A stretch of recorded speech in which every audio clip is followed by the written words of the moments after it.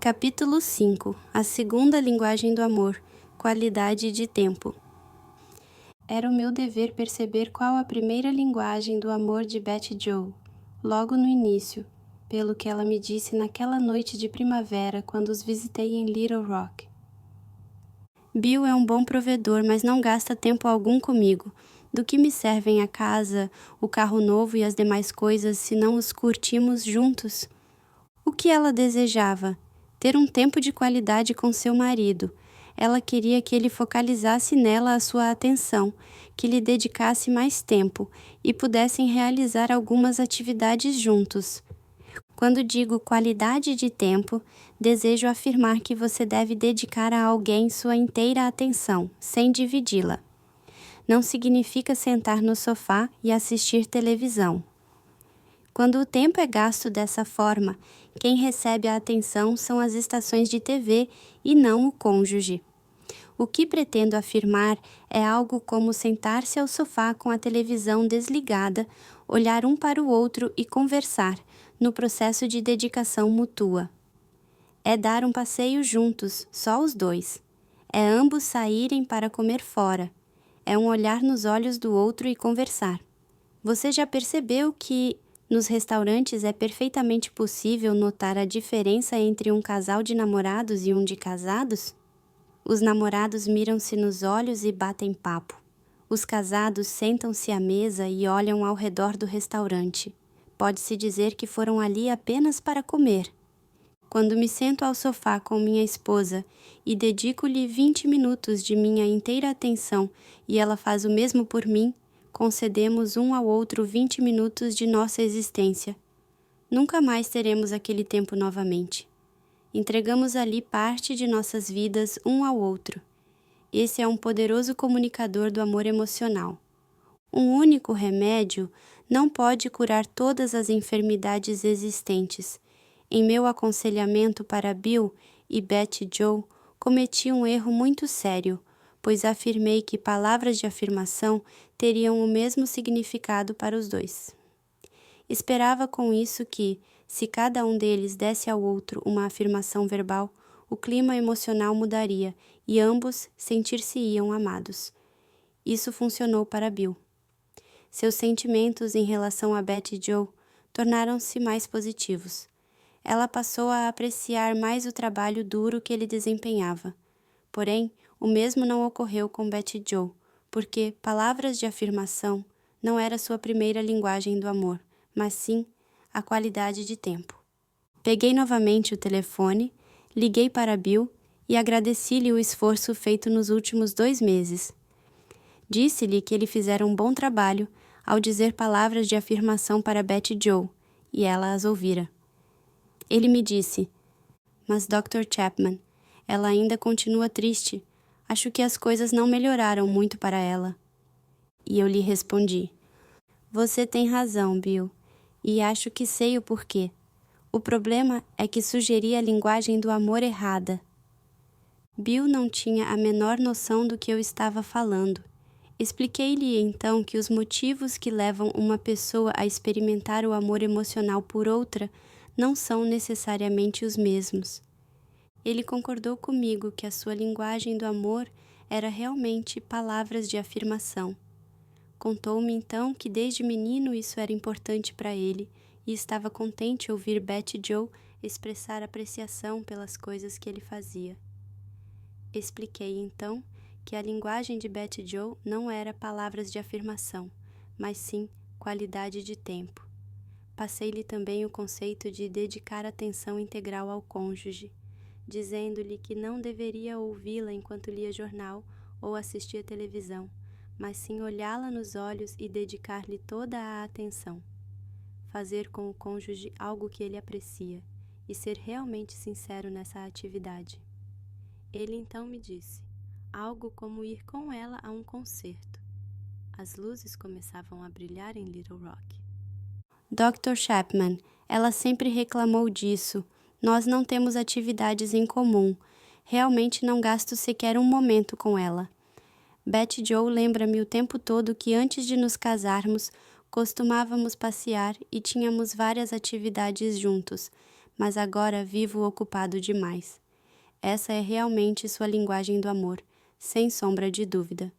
Mas, Dr. Chapman, o que eu posso fazer se meu trabalho realmente exige muito de mim? Pedi-lhe então que me falasse sobre seu serviço. Por 10 minutos ele me contou a história de como subira os degraus de sua firma, de quão arduamente trabalhara para isso e orgulhava-se de seus feitos. Falou-me também de seus planos para o futuro e que, pelos seus cálculos, dentro de 5 anos chegaria ao posto que sonhava.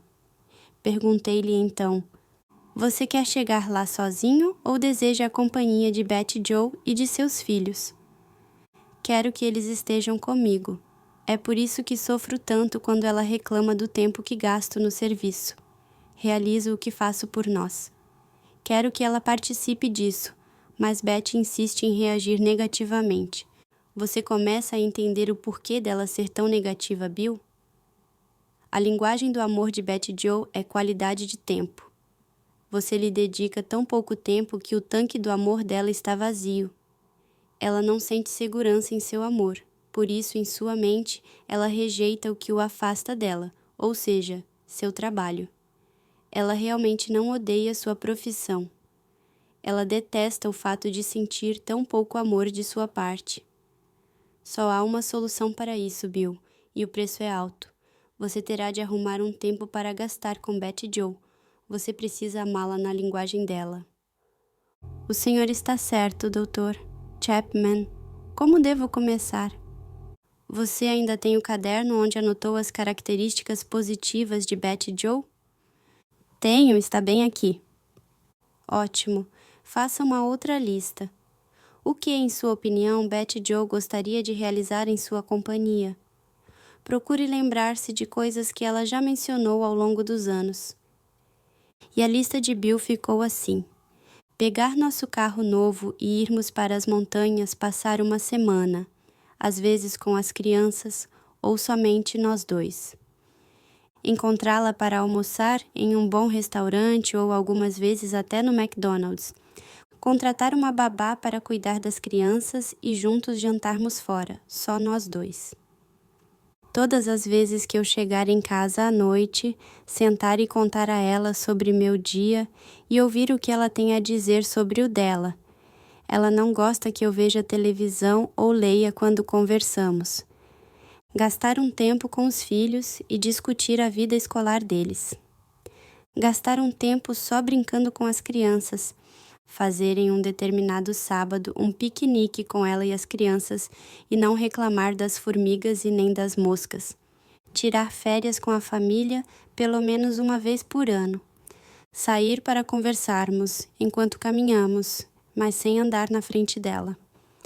Ao terminar a lista, Bill disse: são essas as coisas das quais me recordo, que ela fala ao longo de todos estes anos. Você já sabe o que eu vou sugerir-lhe, não é, Bill? Colocar essa lista em prática, não é? Respondeu ele. É isso mesmo.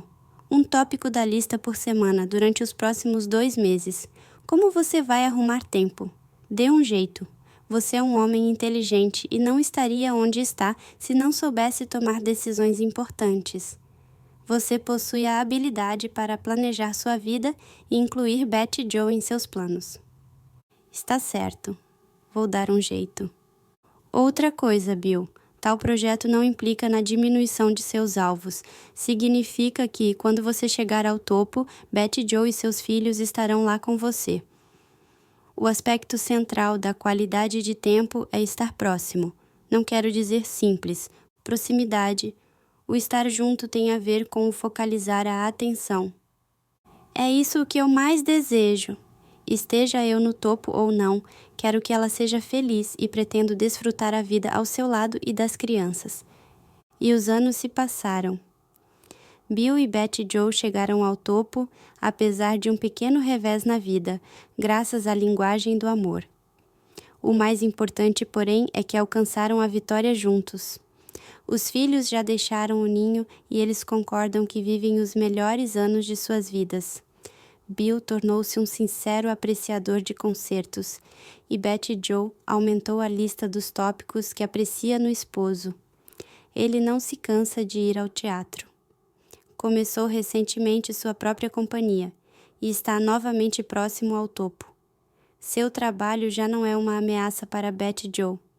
Ela está animada e encoraja-o bastante. Ela sabe que está em primeiro lugar na vida do marido. Seu tanque do amor está cheio, e se começar a esvaziar, ela sabe que uma simples solicitação sua fará com que Bill conceda-lhe atenção irrestrita. Estar juntos. O aspecto central da qualidade de tempo é estar sempre juntos. Não quero dizer simples proximidade. Duas pessoas sentadas em uma mesma sala estão próximas, mas não necessariamente juntas. O estar junto tem a ver com o focalizar a atenção. Quando um pai está sentado no chão e brinca de bola com seu filho de 2 anos, sua atenção está focalizada na criança e não na bola. Naquele momento, por mais breve que seja, enquanto durar, eles estão juntos. Se, no entanto, o pai fala ao telefone enquanto chuta a bola para o filho, sua atenção está dividida. Há maridos e esposas achando que gastam o tempo juntos, mas na realidade, simplesmente vivem próximos. Estão na mesma casa ao mesmo tempo, mas não estão juntos. Um marido que assiste a uma sessão de esportes na televisão enquanto conversa com a esposa não lhe concede qualidade de tempo, pois ela não recebe sua total atenção. Dedicar qualidade de tempo não significa olhar nos olhos um do outro o tempo todo. Quer dizer fazer coisas juntos e conceder atenção total a quem está conosco. A atividade com a qual nos envolvemos é secundária. A importância é emocional e refere-se à atenção total que concedemos e recebemos. A atividade em si é um veículo que proporciona o sentimento da interação. O que é importante no fato do pai chutar a bola para o filho de 2 anos não é a atividade em si, mas as emoções suscitadas entre os dois. Da mesma forma, marido e esposa que jogam tênis juntos, a verdadeira qualidade de tempo focaliza não o jogo em si, mas o fato de que fazem algo em companhia um do outro. O importante é o que ocorre a nível emocional. Investir o tempo juntos em uma atividade em comum significa que nos importamos um com o outro, apreciamos estar próximos e gostamos de fazer coisas em conjunto. Conversa de qualidade. Como as palavras de afirmação, a linguagem da qualidade de tempo também possui vários dialetos. Um dos mais utilizados é o da conversa de qualidade. Afirmo com isso a existência de um diálogo acolhedor onde 2 pessoas compartilham experiências, pensamentos, emoções e desejos de forma amigável e em um contexto sem interrupções. A maioria das pessoas que reclamam que seus cônjuges não conversam raramente não toma parte em algum diálogo mais íntimo. Se afirmam isso, é porque nada falam, de forma literal. Querem dizer que se a primeira linguagem do amor de seu cônjuge for qualidade de tempo, esse tipo de diálogo é importantíssimo para sua parte emocional, no que diz respeito a sentir-se amado. Conversa de qualidade é bem diferente da primeira linguagem do amor. Palavras de afirmação focalizam o que afirmamos, ao passo que conversa de qualidade focaliza o que ouvimos. Se externo meu amor por você através da qualidade de tempo e gastamos esse tempo juntos, significa que este propósito estará em fazer você vir à tona, ouvir atentamente o que pretende dizer. Farei perguntas, não por obrigação, mas com o desejo genuíno de entender seus pensamentos, sentimentos e desejos. Conheci Patrick quando ele tinha 43 anos e estava casado há 17. Lembro-me bem dele porque suas primeiras palavras foram dramáticas. Ele se sentou na cadeira de couro de meu escritório e, após uma breve apresentação, inclinou-se para a frente e disse tomado de grande emoção: Dr. Chapman, tenho sido um idiota, um perfeito idiota. Perguntei-lhe: o que o fez chegar a essa conclusão? Tenho 17 anos de casado e, de repente, minha mulher me deixou. Só agora pude perceber como sou idiota. Ao ouvir suas palavras, mantive minha pergunta inicial. De que forma você acha que tem sido um idiota? Deixe-me explicar. Minha esposa chegou em casa após um dia de trabalho e contou-me que estava passando por alguns problemas em seu emprego. Eu a ouvi e disse-lhe o que ela deveria fazer. Eu sempre lhe dei conselhos. Então, afirmei que ela mesma precisava confrontar aquela situação, pois os problemas não costumam sumir facilmente, e ela deveria conversar com as pessoas envolvidas ou o supervisor de seu departamento. Seria necessário que ela enfrentasse aquela situação. No dia seguinte, porém, ela chegou do serviço e falou dos mesmos problemas. Eu então perguntei se ela fizera o que eu sugerira no dia anterior. Ela sacudiu a cabeça e disse que não. Repeti, naquele momento, o mesmo conselho. Disse-lhe que aquela era a forma correta de lidar com a situação. No dia seguinte, ela chegou em casa e apresentou novamente os mesmos problemas. Mais uma vez eu lhe perguntei se fizera o que eu propusera. Mais uma vez ela sacudiu a cabeça e disse que não. Após umas 3 ou 4 noites, fiquei muito bravo e disse-lhe que não contasse mais comigo enquanto não fizesse o que eu lhe recomendara. Ela não precisava viver sob aquela pressão, pois resolveria seu problema se simplesmente fizesse o que eu lhe falara. Na próxima vez em que ela veio me falar sobre aquele problema, eu lhe disse: não quero mais ouvir sobre isso. Já lhe falei várias vezes o que fazer. Se você não quer ouvir meus conselhos, também não desejo mais ouvir falar sobre este assunto. Muitos de nós somos treinados a analisar problemas a fim de dar-lhes soluções. Esquecemos que o casamento é um relacionamento e não um projeto a ser terminado ou um problema a ser resolvido. Ele prosseguiu o seu relato. Eu me retirei e dirigi-me ao meu trabalho. Como fui idiota, agora percebo que, quando ela me falava sobre suas lutas no trabalho, não desejava meus conselhos. Ela queria solidariedade, desejava que eu a ouvisse, desse-lhe atenção e dissesse-lhe que entendia a dor, a pressão e a tensão pelas quais passava. Ela queria ouvir que eu a amava e estava ao seu lado. Ela não desejava conselhos, porém a minha compreensão. Mas eu jamais tentei entendê-la. Estava muito afastado dela ao conceder-lhe apenas conselhos. Que louco fui eu! E agora ela foi embora. Por que a gente não percebe estas coisas quando estamos passando por elas? Eu estava completamente cego para o que acontecia. Só agora percebo como falhei com ela. A esposa de Patrick suplicava por uma conversa de qualidade.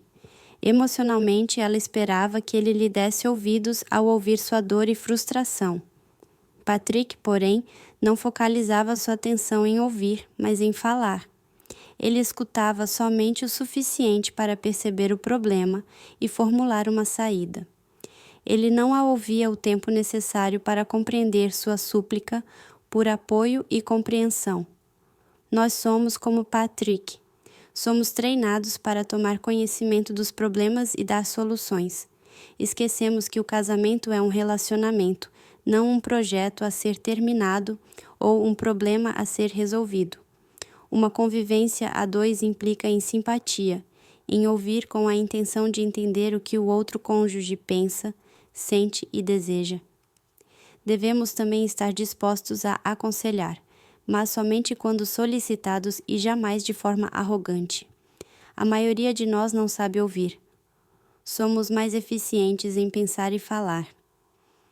Aprender a ouvir pode ser tão difícil quanto estudar uma língua estrangeira. Porém, se quisermos comunicar o amor, precisamos aprender.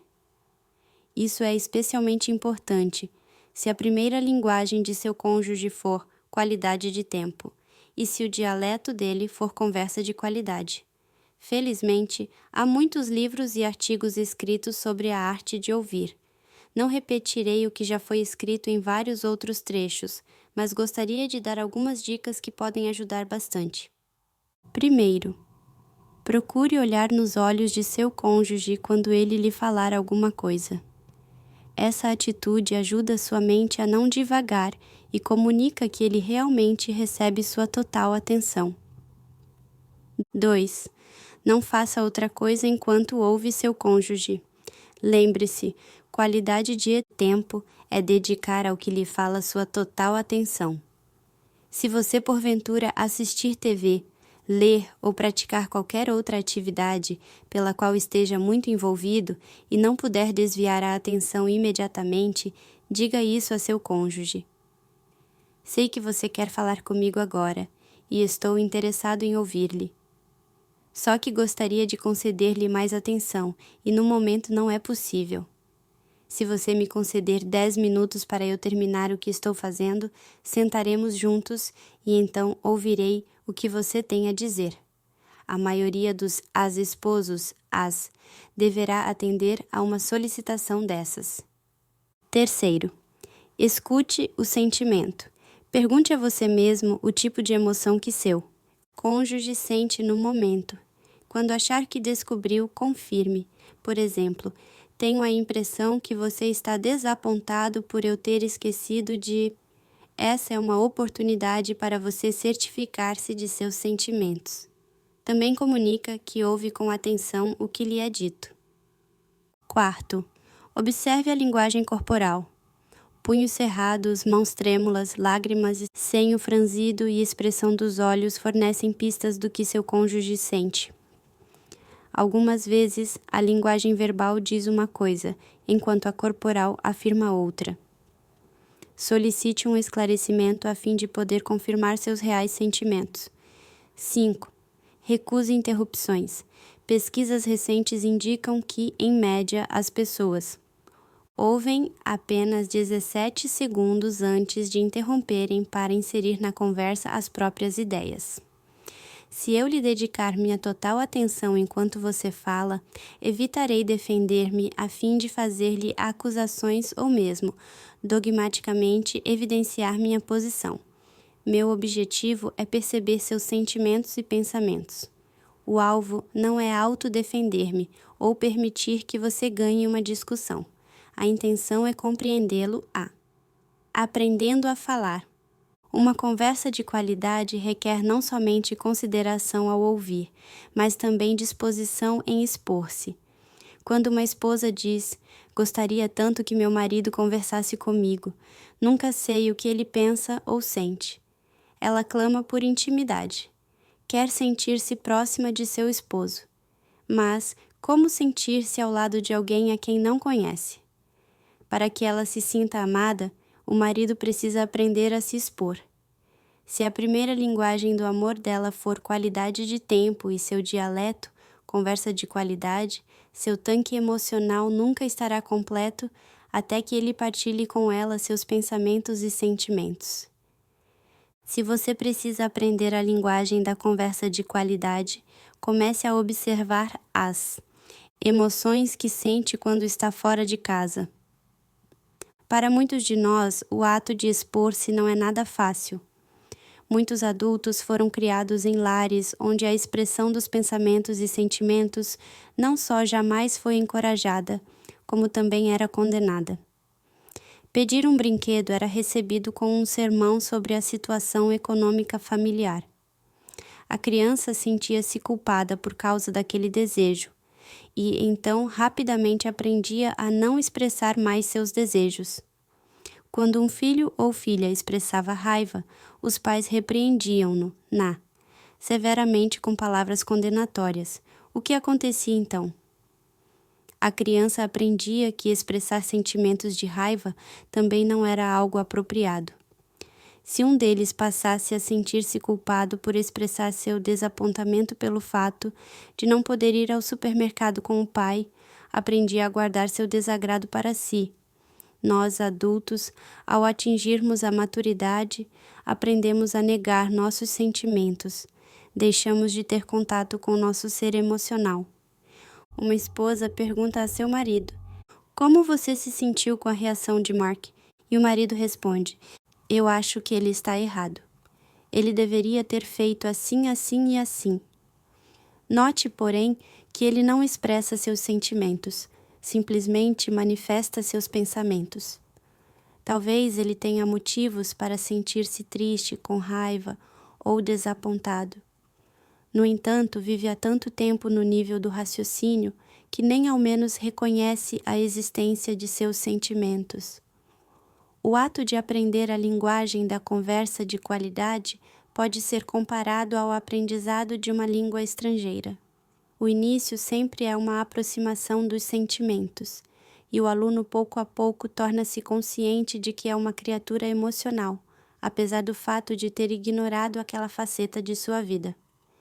Se você precisa aprender a linguagem da conversa de qualidade, comece a perceber os sentimentos que lhe ocorrem quando está longe de casa.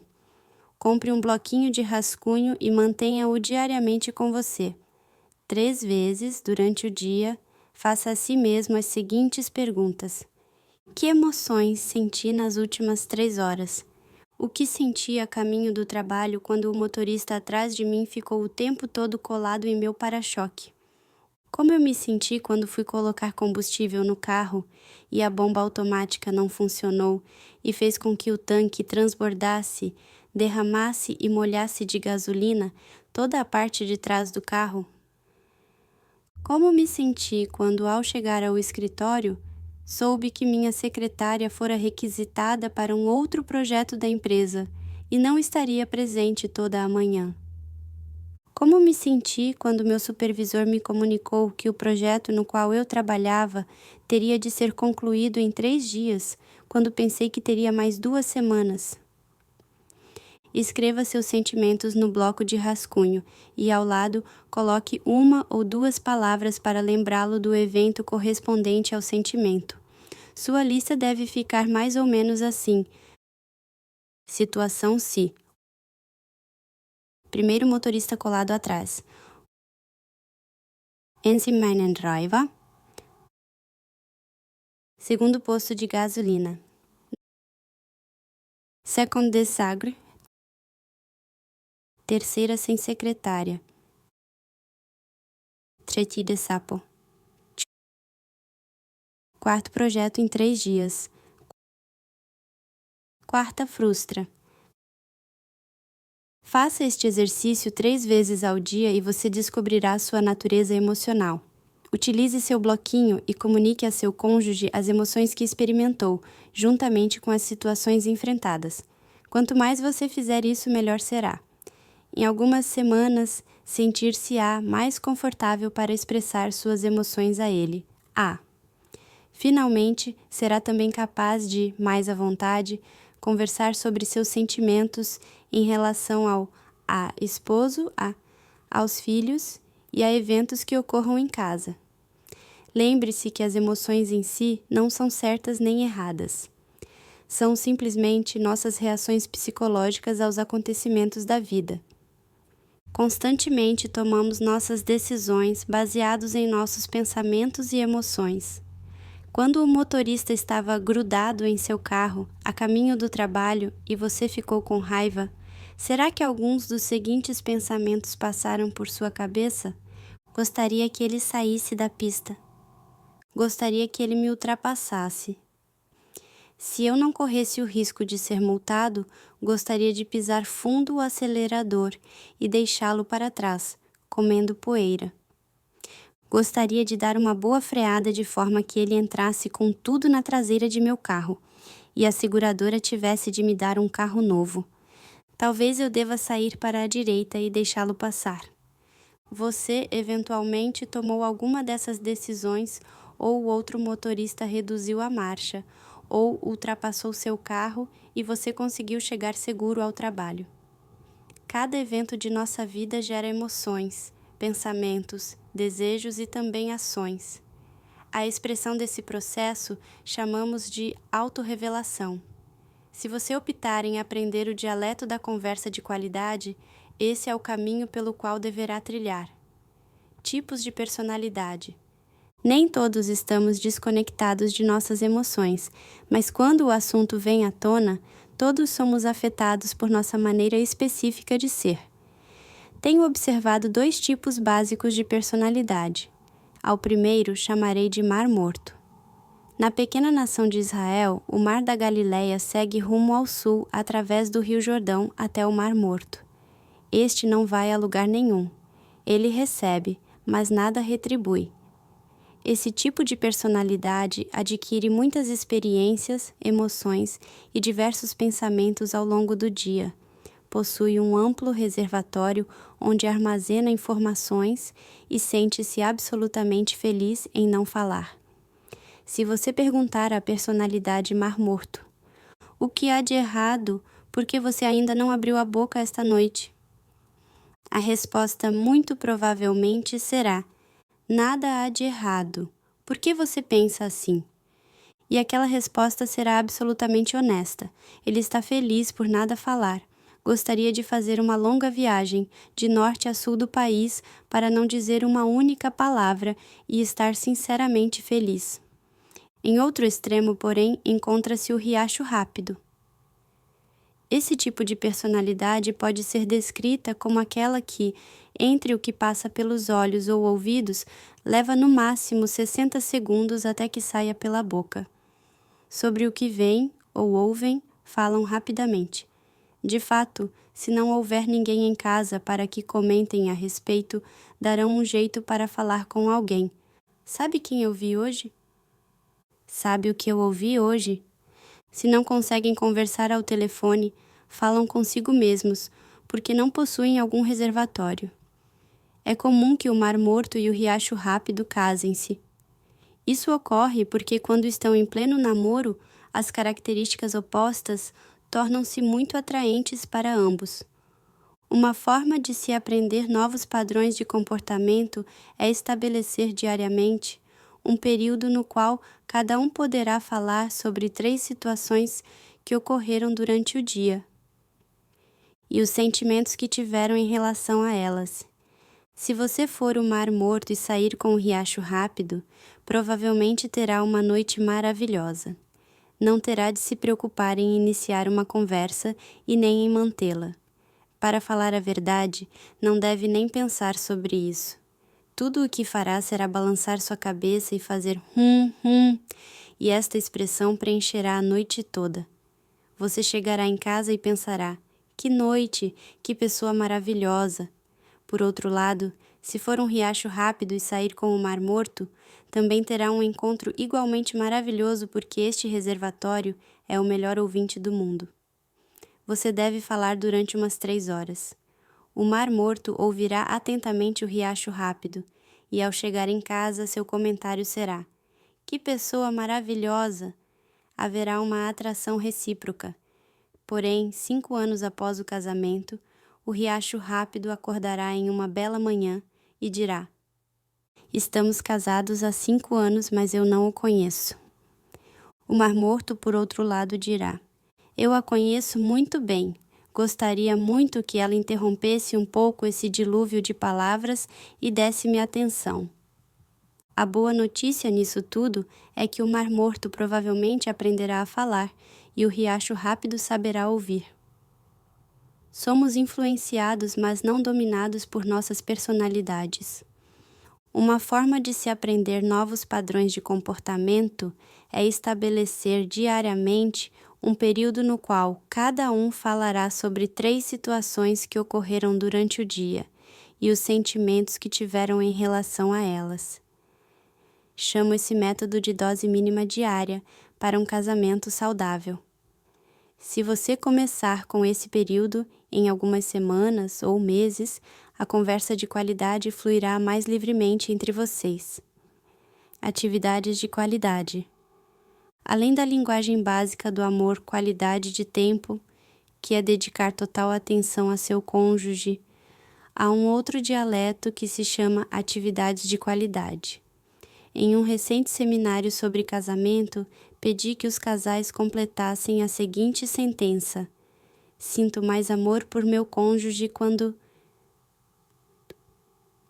vejo as respostas dadas por um jovem marido, casado há 8 anos. Sinto-me mais amado por minha esposa quando exercemos atividades em conjunto, ou seja, coisas que eu goste de fazer e ela também aprecie. Dessa forma conversamos mais. É como se estivéssemos namorando outra vez. Essa é uma linguagem típica de pessoas cuja primeira linguagem do amor é qualidade de tempo.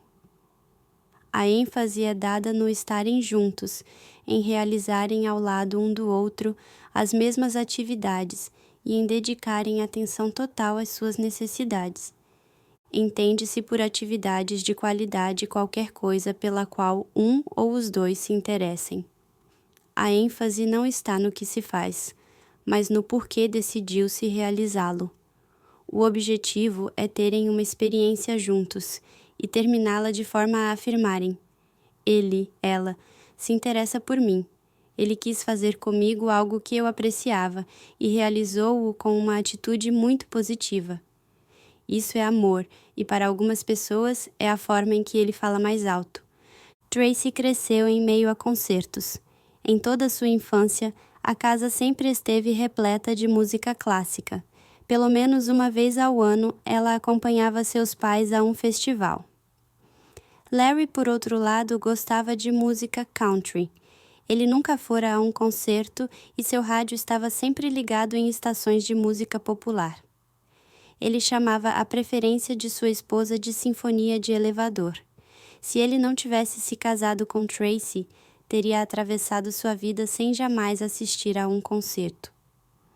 Antes do casamento, enquanto atravessava a fase da paixão obcecada, ele chegou até a assistir a alguns espetáculos musicais. Porém, mesmo apaixonado, ele perguntou se ela chamava aquilo de música. Após o casamento, decidiu que nunca mais sairia de casa para ouvir um concerto. No entanto, quando anos mais tarde descobriu que qualidade de tempo era a primeira linguagem do amor de Tracy, e ela apreciava de forma especial o dialeto das atividades de qualidade, quis acompanhá-la e o fez entusiasmado. Seu propósito era claro. Ele não ia para assistir ao concerto, mas para demonstrar amor a Tracy e falar alto em sua linguagem. Com o passar do tempo, chegou a apreciar os concertos e, ocasionalmente, a deleitar-se com um ou dois movimentos.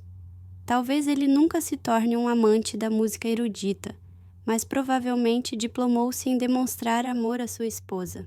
Um dos pontos positivos das atividades de qualidade é que elas possibilitam o armazenamento de um banco de memórias ao qual podemos nos reportar pelos anos.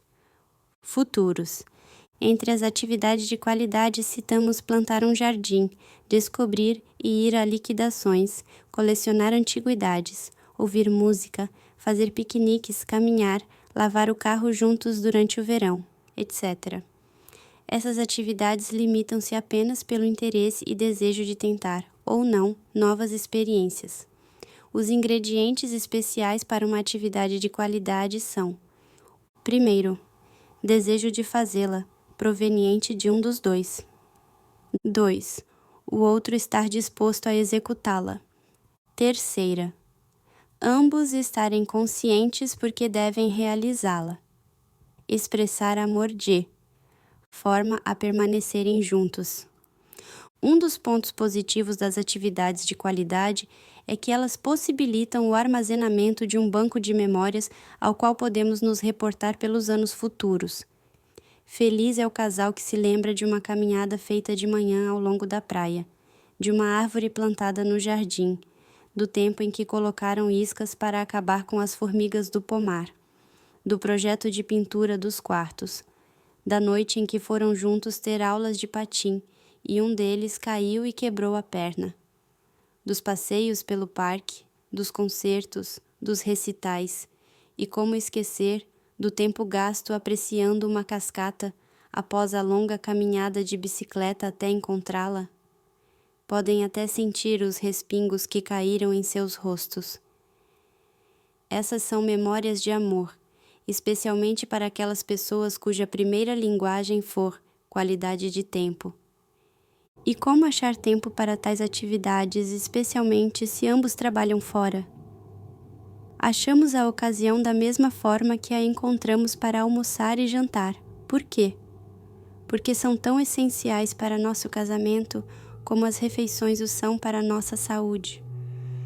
Isso é difícil? É preciso planejamento? Sim. Implica em que tenhamos de abrir mão de algumas atividades particulares? Talvez. Significa que faremos algumas coisas que particularmente não apreciamos? Certamente. Será que compensa? Sem sombra de dúvida. O que posso aprender com isso? O prazer de viver com um cônjuge que é amado e sabe disso, pois compreende que o esposo aprendeu a falar sua primeira linguagem de forma fluente. Gostaria de dar uma palavra de agradecimento a Bill e Betty Joe, de Little Rock, que me ensinaram o valor da primeira linguagem do amor. Palavras de afirmação e também a segunda, qualidade de tempo. Agora vamos até Chicago para encontrarmos a terceira linguagem do amor.